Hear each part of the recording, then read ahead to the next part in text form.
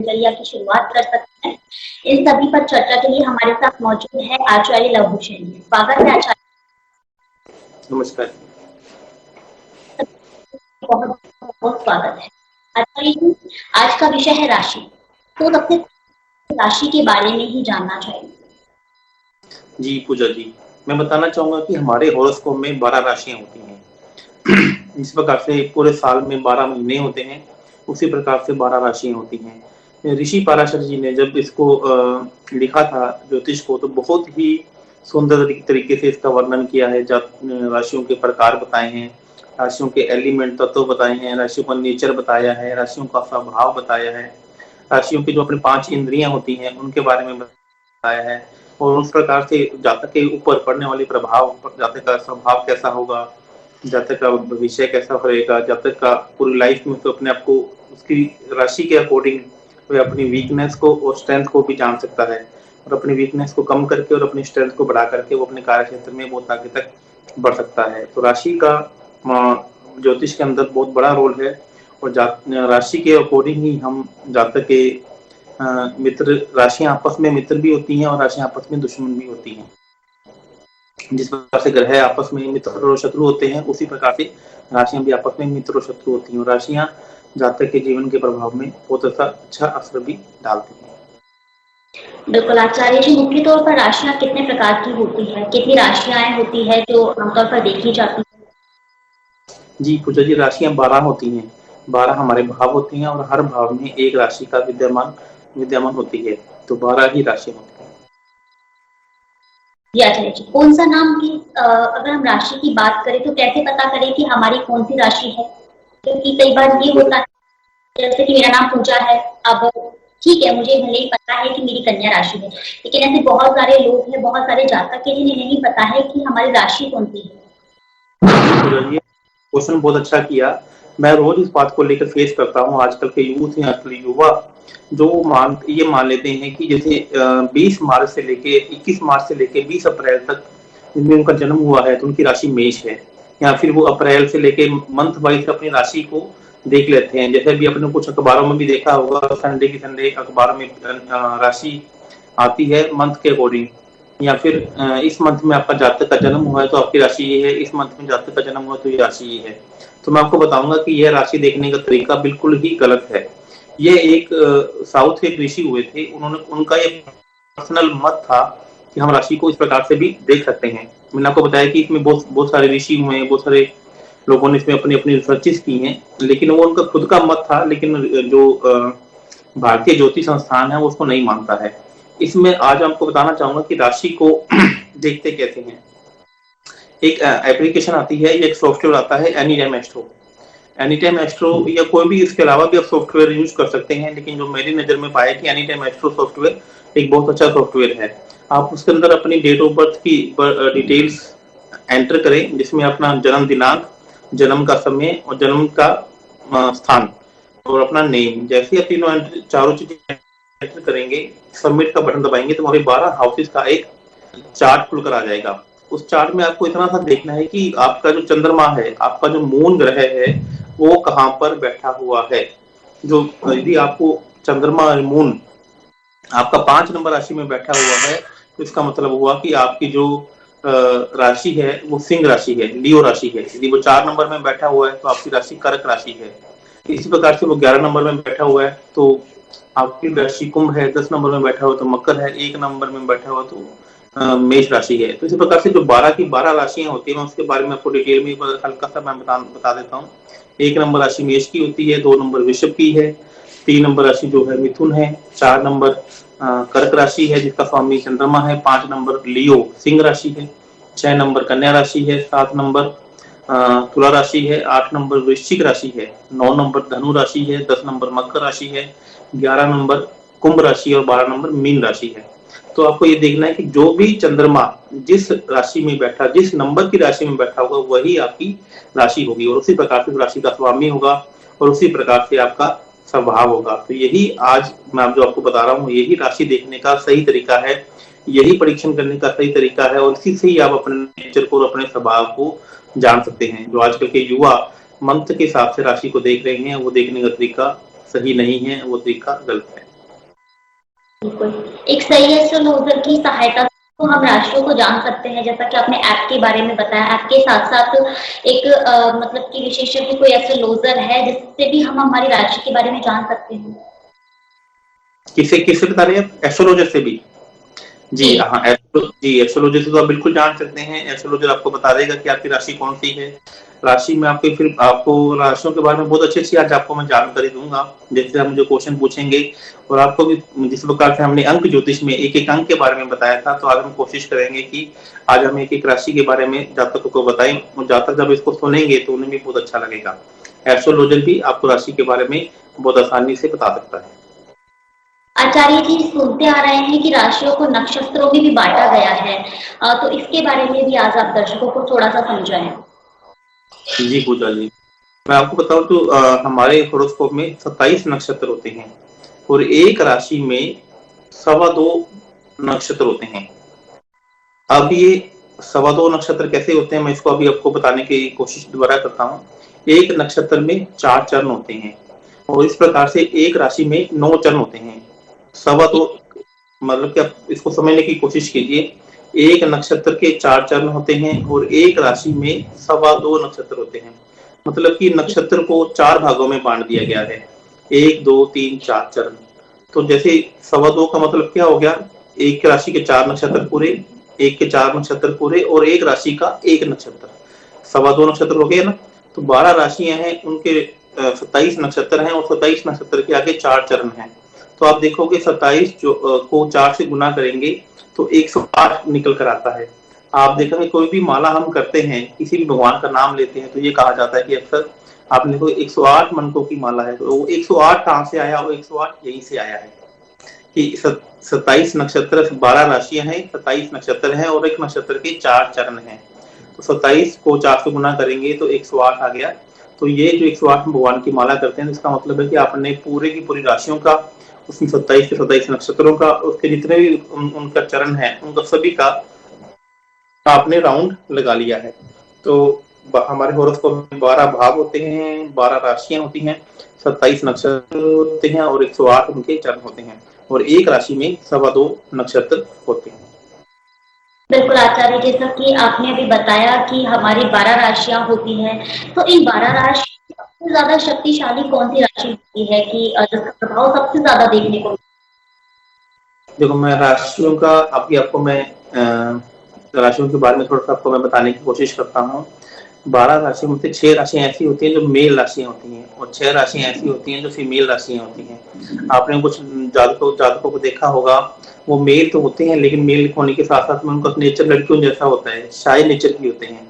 और कुछ लड़कियाँ आपने फीमेल ऐसी देखी होंगी जो होती तो फीमेल्स हैं लेकिन उनका जो नेचर है वो मेल की तरह होता है।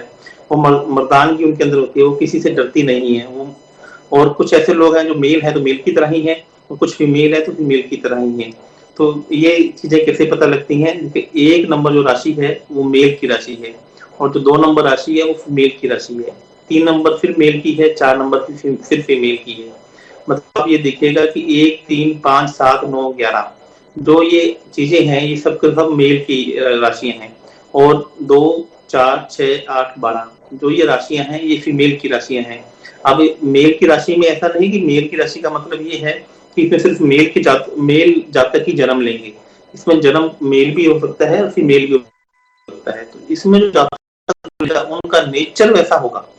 यदि मेल ने जन्म लिया तो मेल है तो मेल जैसा स्वभाव होगा और फीमेल ने जन्म लिया, महिला ने जन्म लिया तो उसका नेचर भी मर्दों जैसा होगा। और उसी प्रकार से फीमेल में आ गया तो फीमेल में यदि किसी मेल ने जन्म लिया तो उसका नेचर फीमेल जैसा शाही आ जाएगा। अब आपने बोला कि सबसे शक्तिशाली राशि कौन सी है, तो मैं बताना चाहूंगा कि सबसे शक्तिशाली जो राशि है उसको मेष राशि वाले जातकों को कहा जाता है कि वो सबसे शक्तिशाली राशि है। ऐसा क्यों कहा जाता है, उसके पीछे का कारण क्या है? 12 की 12 राशियों में सबसे ज्यादा शक्तिशाली राशि मेष है या फिर उसका जो लगन है, किसी का लगन 1 नंबर का हो तो वो सबसे शक्तिशाली कहा जाता है। ऐसा क्यों कहा जाता है? क्योंकि हमारी राशि में 4 तरीके की इसका नेचर होता है। इसमें अग्नि, जल, वायु और पृथ्वी। तो इसी प्रकार से इसके 3 एलिमेंट होते हैं। इस प्रकार से कि ये इसका नेचर होता है चर राशि का, स्थिर राशि का और ड्यूल राशि का, द्विज स्वभाव राशि का। इसके बारे में मैं आपको नेक्स्ट क्वेश्चन में बताऊंगा। लेकिन मेष राशि ही एक ऐसी राशि है जिसमें मेल स्वभाव है, उसका चर राशि है और अग्नि तत्व है।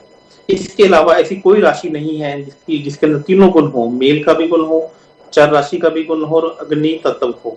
तो अकेली मेष राशि कैसी है, जो यदि किसी का लग्न मेष का है या फिर किसी की राशि मेष की है तो उसके अंदर खूब सारी एनर्जी होती है, वो लड़ने को हमेशा तैयार रहता है। यदि किसी का दोस्त है तो बहुत अच्छा दोस्त है, और यदि वो किसी का दुश्मन है तो बहुत अच्छा दुश्मन है।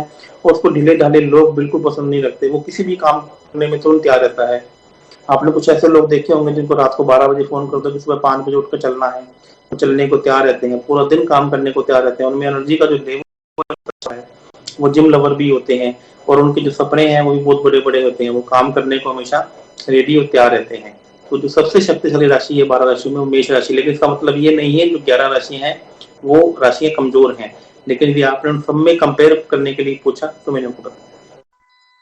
अच्छा, ऐसी बात है तो जैसा कि आपने राशि के अनुसार व्यक्ति के व्यवहार के बारे में तो बताया, जातक के व्यवहार के बारे में बताया, लेकिन आचार्य जी ऐसा तो होगा ना कि इन 12 राशियों में से एक तो कोई ऐसी राशि होगी जो सबसे ज्यादा कमजोर होगी, जिसका प्रभाव मतलब कि सबसे कम देखने को मिलता होगा, वो बहुत ज्यादा मतलब कि परेशान, उसके जीवन में परेशानियां कुछ इस प्रकार कोई देखा जाता है, ऐसा कोई मामला नहीं, राशि? पूजा राशि के अनुसार कोई भी ऐसी राशि नहीं है जिसके जीवन में सबसे ज्यादा परेशानी आएंगी।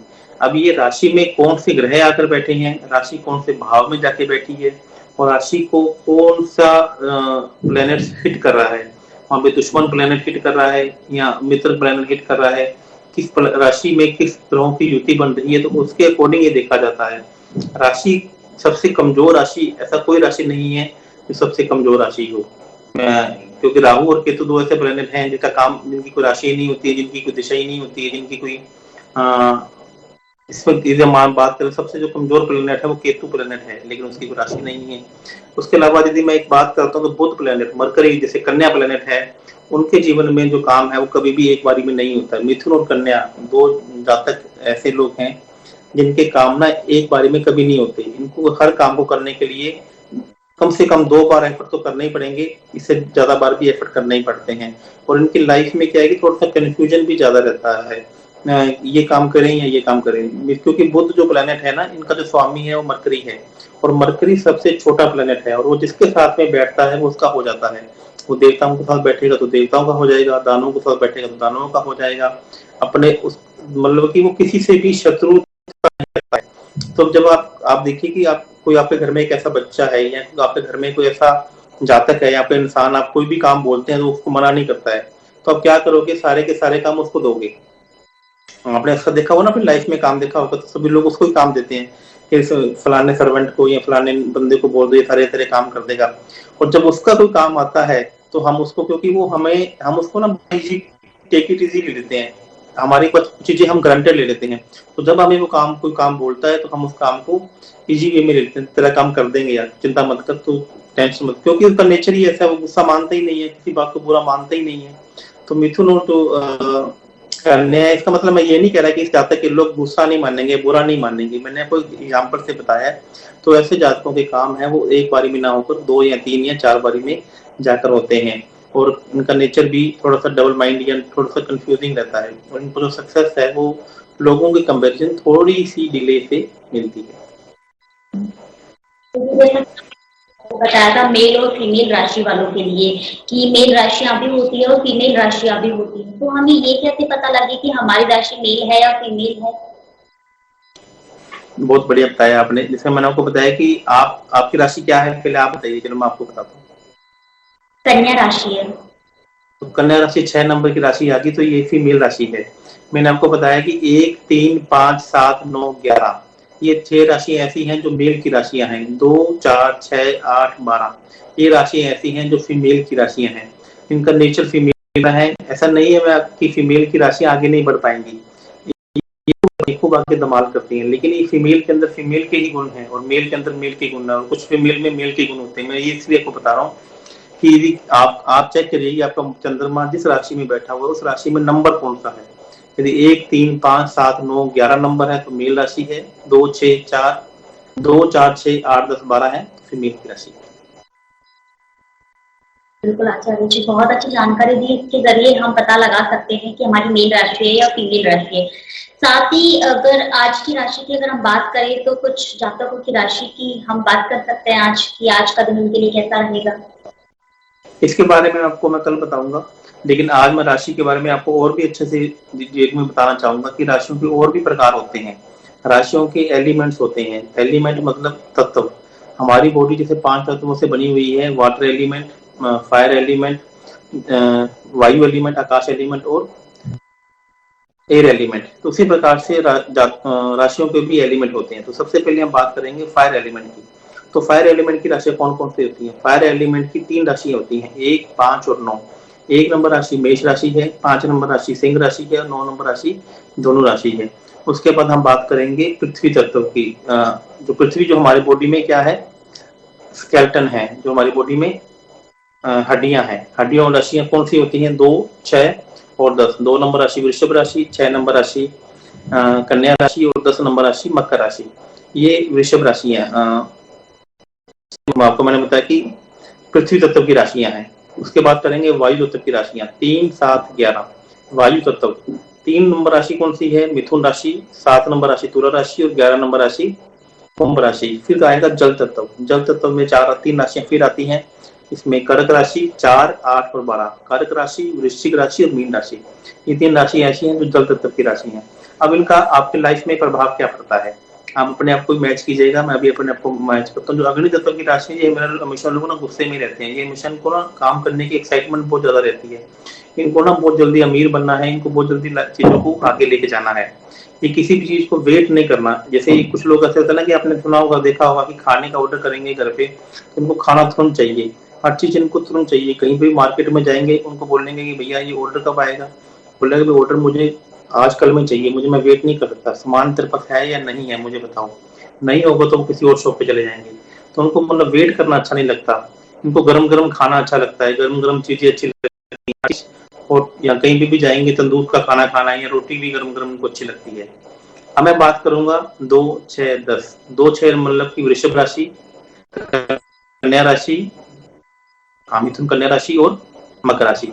अब ये जो लोग हैं, ये पृथ्वी तत्व के लोग हैं। ये जमीन से जुड़े हुए लोग हैं। यदि आप इनकी बात करते हैं तो ये रियलिटी में रहना पसंद करते हैं। आप अपने आप को भी इसमें कोरिलेट किया जाएगा।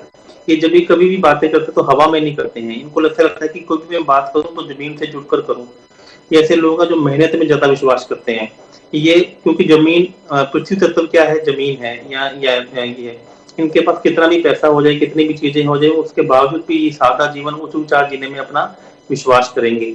और उनको लगता है कि यदि हमें आगे बढ़ना है तो हमें रियलिटी से और धीरे धीरे आगे बढ़ना है। हमें एकदम से पैसा नहीं चाहिए। चाहिए तो कुछ पैसा या सक्सेस सभी को चाहिए, लेकिन इनको लगता है कि एक उसका प्रॉपर वे होना चाहिए, इसकी चीजें होनी चाहिए। उसी प्रकार से हम आगे लाइफ में बढ़ेंगे। और उनको ना बहुत सारा लाइफ में चेंजेस पसंद नहीं है। ऐसे नहीं कि आज ये काम कर लिया, कल को वो काम पकड़ लिया, आज तीसरा काम पकड़ लिया। ऐसे लोग ना थोड़ा स्थिर माइंड से काम को करते हैं। अब तीसरा बात आ गया 3, 7, 11। ये एयर एलिमेंट है। जो हमारी बॉडी में हम सांस लेते हैं, ये एयर एलिमेंट है। इसमें 3 राशियां कौन कौन सी आ गई? मिथुन राशि, तुला राशि और कुंभ राशि।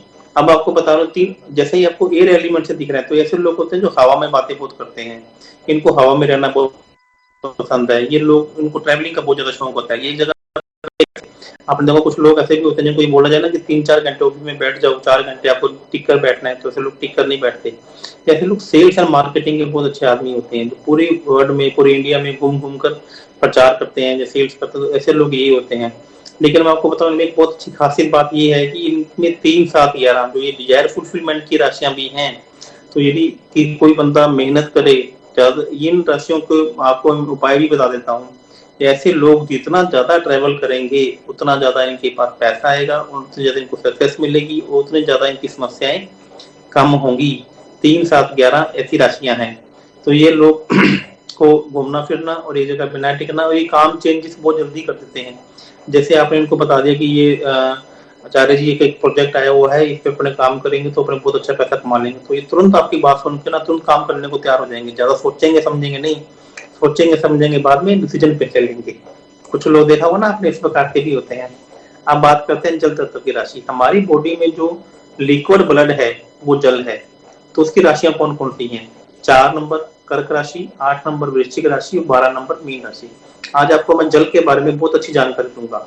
आपने अभी तक जल के बारे में सुना होगा तो जल एक ही प्रकार का सुना होगा, जल पीने वाला जल। लेकिन मैं आपको बताऊंगा कि जल 3 प्रकार का होता है। ये तीनों राशियों में इसका वर्णन बहुत ही डिटेल में हमारे शास्त्रों में दिया गया है। कर्क राशि का जो जल है वो पीने वाला जल है, वो गंगा का जल है, वो यमुना का जल है, वो सरस्वती का जल है, वो सिंधु नदी का जल है, वो पर्वतों से निकलने वाला जल है। वो जो जल है वो झुककर चलता है, वो जल है वो सभी के काम आता है। वो जल किसी की चीज में मिल जाएगा तो वैसा हो जाता है, क्योंकि जल का नेचर ही ऐसा है कि मुझे सबके साथ मिलकर रहना है और मैं सभी के कल्याण के लिए बना हूँ। आप मेरी बात को समझ। लेकिन कभी कभी आप यदि जल को उन चीजों को खराब करेंगे या चीजों को परेशान करेंगे तो वह जल अपने आप में एक विकराल रूप भी ले सकता है। तो ये जो जल, जो पानी अपने पीने के काम आता है, वो पानी कर्क राशि है और उसे चंद्रमा ग्रह से देखा जाता है। अब मैं आपको बात करूंगा दूसरे प्रकार के जल की। अब दूसरा प्रकार का जल कौन सा है? दूसरे प्रकार का जल ऐसा है जिसमें अग्नि है, जिसमें आग है, जिसको आग को हाथ लगाओगे तो आप जल जाओगे। अब ऐसा जल कौन सा आता है? ऐसा जल तो कोई सुना ही नहीं होगा आपने। ऐसा जल है जिसका नाम है क्रूड ऑयल, जिसको हम जमीन से निकालते हैं, जिसको हम समुद्र के नीचे से निकालते हैं।